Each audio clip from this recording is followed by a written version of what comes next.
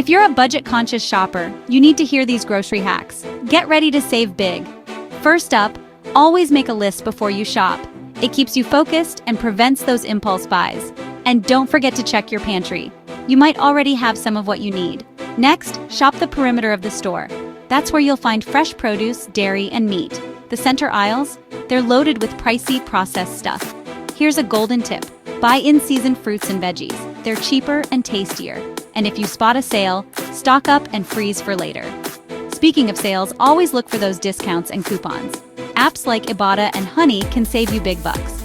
Plus, don't shy away from store brands. They're often just as good, but way cheaper than name brands. Don't shop hungry. You'll end up buying more than you need. And bring your own bags.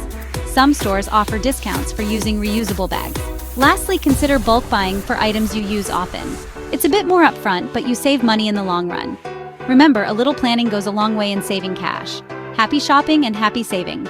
See you next time.